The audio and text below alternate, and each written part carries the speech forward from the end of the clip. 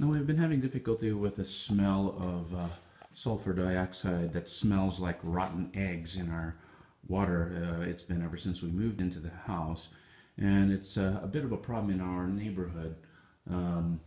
The solution would be, as suggested by many, is to either inject your water with chlorine, which will help precipitate out the sulfur dioxide, but not a lot of people like the idea of adding chlorine. It is a little bit of a pain to have a chlorine injection tank, and a lot of people have not been quite satisfied with it.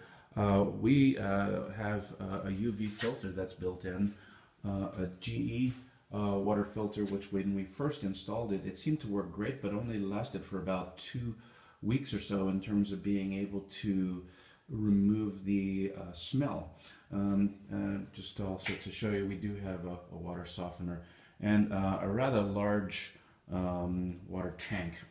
But at any rate, another solution suggested by many is to, instead of use chlorine, but to use a big aerator. And an aerator would basically bubble water from the bottom of the tank, and usually they would have a vent that would allow the smell to escape.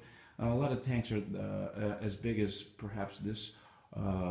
This is about a 5-foot tall water heater.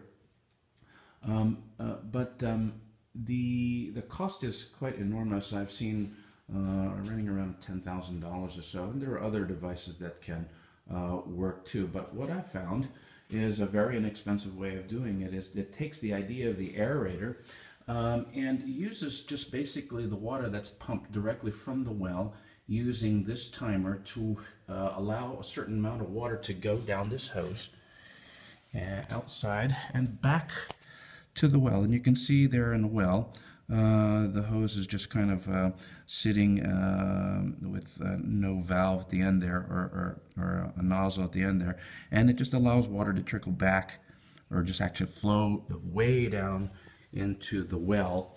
The timer, I have this set to every hour or so to run water rather quickly for about 2 minutes.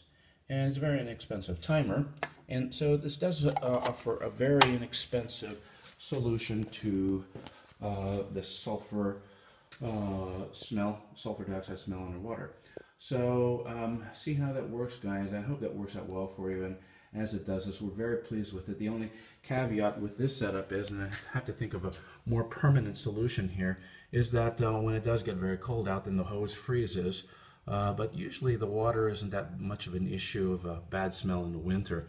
But when it's frozen for a very prolonged period of time, obviously you don't get much water flow. So any comments would be highly welcomed. Thanks for watching.